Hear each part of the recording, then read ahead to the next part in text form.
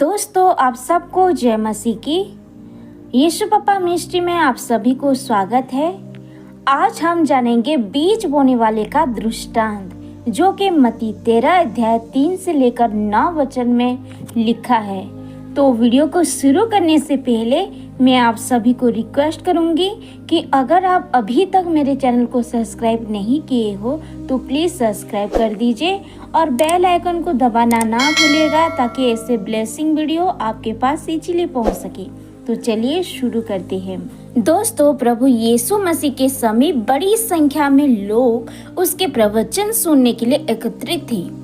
इस दृष्टांत के द्वारा प्रभु यीशु मसीह ने सभी उपस्थित श्रोताओं को आगाह किया कि वचन सुन लेना या सुनकर कुछ समय के लिए भावुक हो जाना मात्र ही पर्याप्त नहीं है, परंतु वचन को सुनना है, उसे समझना है एवं उसमें निरंतर बने रहना और आगे बढ़ते जाना है। तभी हमारे जीवन परमेश्वर के राज्य के विस्तार का कारण बन सकेगी। इसीलिए प्रभु ने एक दृष्टांत में कहा कि मत्ती 13 अध्याय 3 से लेकर 9 वचन में, और उसने उनसे दृष्टांतों में बहुत सी बातें कही कि देखो, एक बोने वाला बीज बोने निकला। बोते समय कुछ बीज मार्ग के किनारे गिरे और पक्षियों ने आकर उन्हें चुग लिया। कुछ पथरीली भूमि पर गिरे, जहाँ बहुत मिट्टी ना मिली और गहरी मिट्टी ना मिलने के कारण वे जल्द उग गए, पर सूरज निकलने पर वे जल गए और जड़ न पकड़ने से सूख गए। कुछ झाड़ियों में गिरे और झाड़ियों ने बढ़कर उन्हें दबा डाला, पर कुछ अच्छी भूमि पर गिरे और फल लाए, कोई 100 गुना, कोई 60 गुना, कोई 30 गुना। जिसके कान हो वह सुन ले। दोस्तों, इस दृष्टांत के बताने के बाद प्रभु यीशु मसीह ने इसका अर्थ भी शिष्यों को समझाया इस दृष्टांत में कि बीज परमेश्वर का वचन है प्रियो, और बीज बोने वाला वचन का इस दृष्टांत के अनुसार प्रभु यीशु मसीह ने लोगों को 4 श्रेणियों में बांटा।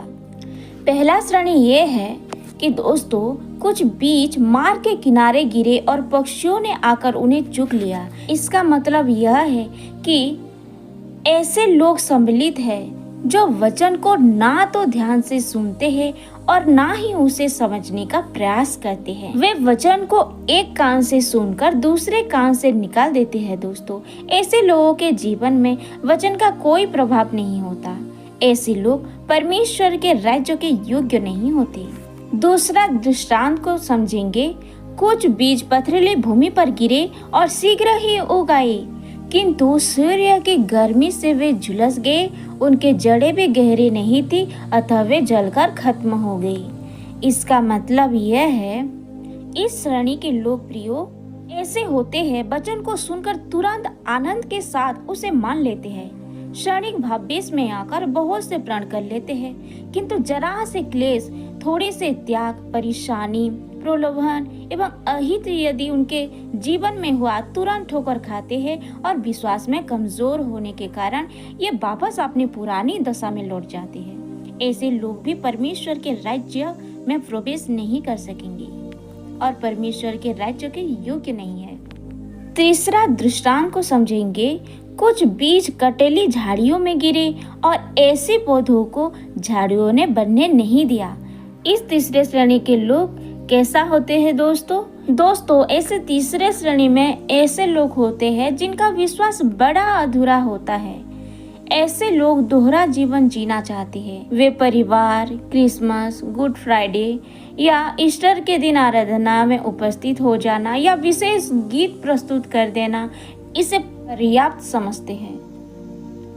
बाकी समय में ये वचन को ताक में रखकर अपनी मर्जी के अनुसार अपने गलत आदतों एवं खराब संगति में संलग्न रहना चाहते हैं। ऐसे लोग वचन तो सुनते हैं दोस्तों, वे संसार की चिंता, पद, प्रतिष्ठा, अहम, धन के धोखे आदि में ही उलझे रहते हैं और उनका विश्वास भी इन्हीं सब बातों के बीच दबकर नष्ट हो जाता है।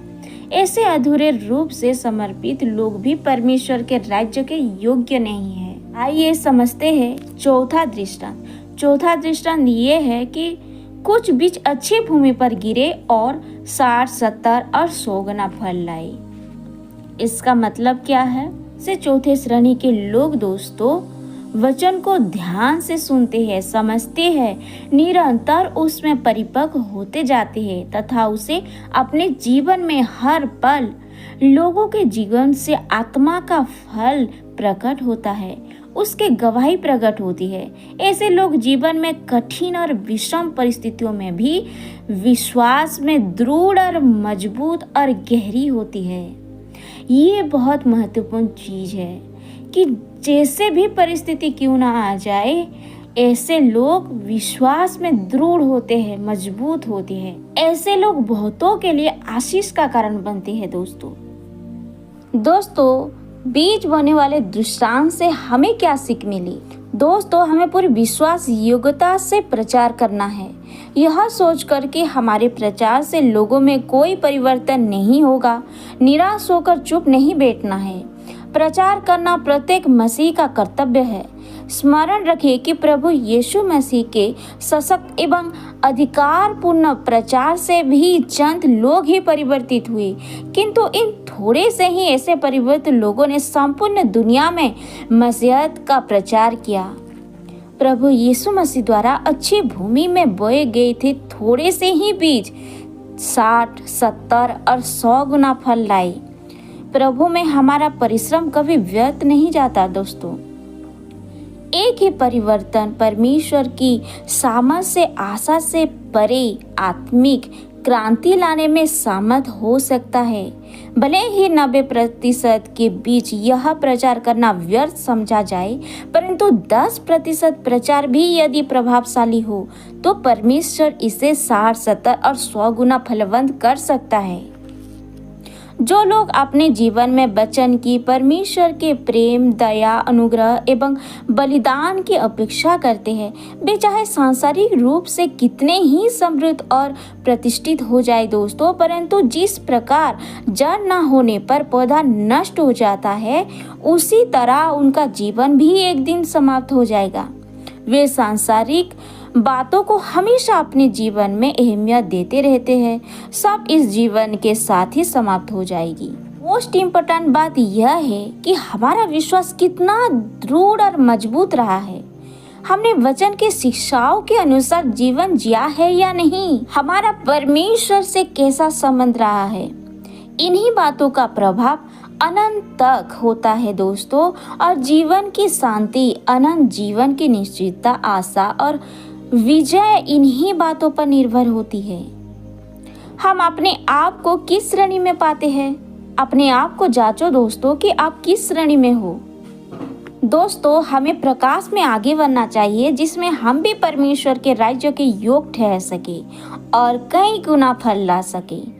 मैं आशा करती हूँ आपको ये वीडियो से कुछ सीखने के लिए ज़रूर मिला होगा। अगर वीडियो आपको अच्छा लगा तो please subscribe, like and share ज़रूर कीजिए। God bless you.